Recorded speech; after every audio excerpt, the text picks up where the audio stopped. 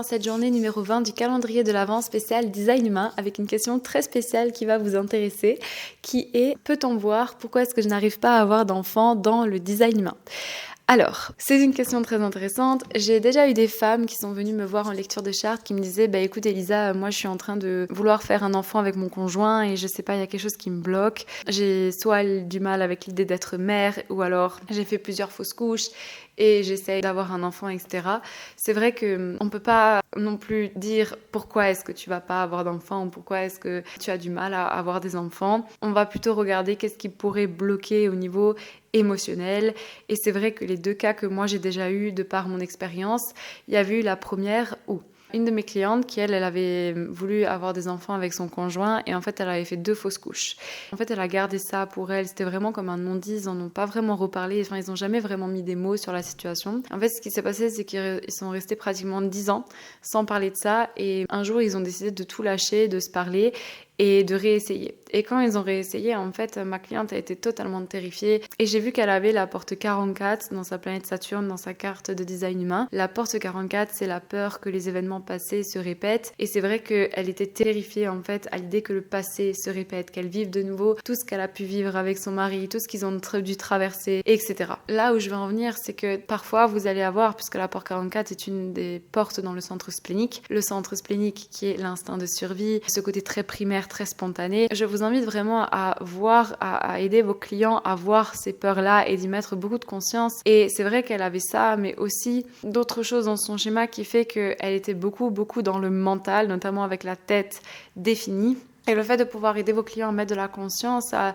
leur expliquer à quoi réellement sert cette porte et comment est-ce qu'ils peuvent transcender. Et le deuxième des cas que j'ai eu, c'était une fille avec la porte 37 dans sa croix d'incarnation, que vous savez que la porte 37 c'est la peur, donc c'est une porte qui se situe dans le centre des émotions, c'est une porte de nervosité, c'est lié au système nerveux et c'est une porte qui a peur d'assumer le rôle traditionnel. Ça veut dire que c'est des gens qui veulent pas du tout le métro boulot dodo, pour eux c'est pas concevable. Et en fait ma cliente, elle me disait que tout le monde autour d'elle avait un enfant, mais ce qui était intéressant chez ma cliente, c'est qu'elle était la seule entrepreneuse et que dans toute par exemple, en fait, quand je lui ai demandé mais comment est-ce que toi t'as vécu ta propre enfance et la relation, c'est quoi ta vision de la mère, et en fait toutes ses amies autour d'elle, elle me disaient que elles sont à la maison, elles ont arrêté leur travail, sa propre mère, elle a complètement tout arrêté pour s'occuper de ses enfants, et en fait cette image-là qu'elle avait de la femme qui est vraiment métro boulot dodo, vraiment ce côté l'homme va travailler et la femme reste à la maison, elle c'est tout ce qu'elle voulait pas, et en fait elle avait pas vraiment une vision de la femme qui est totalement possible, qui va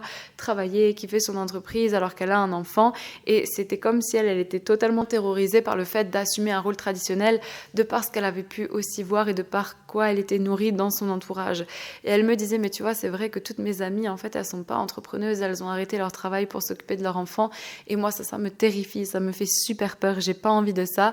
Et comme elle a ça dans sa croix d'incarnation, c'est quand même 70% de qui elle est, donc ce que je lui ai conseillé c'est de vraiment se dire ok soit effectivement c'est quelque chose que vous avez toujours envie avec votre conjoint et vous en parlez, c'est un projet que vous avez à deux, et peut-être de te connecter à des femmes effectivement qui elles ont des enfants, qu'elles n'assument pas du tout un rôle traditionnel, qu'elles sont pas du tout dans une routine de métro boulot dodo, peut te faire du bien, mais aussi de bien voir les accords que tu vas avoir dans ta relation.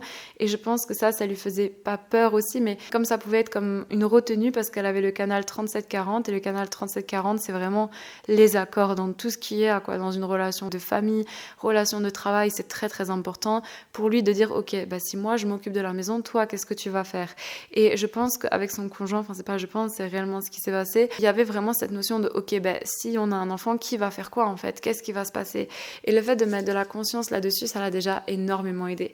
Donc c'est vrai qu'à travers une lecture de design humain, vous pouvez apprendre à fluidifier peut-être la communication avec votre partenaire, apprendre aussi sur vous-même, peut-être lever des blocages émotionnels. En tout cas, moi je sais qu'avant de tomber enceinte, j'ai fait énormément de thérapie, j'ai même fait plusieurs séances etc. de Reiki, et ça m'a énormément aidé. Donc c'est certain qu'il y a toujours le côté émotionnel aussi qui joue, mais pas dans tous les cas non plus. Donc voilà, prenez pas au mot non plus ce que je dis dans cette vidéo. Si vous avez en tout cas des retours d'expérience à ce sujet, je suis toujours preneuse dans les commentaires.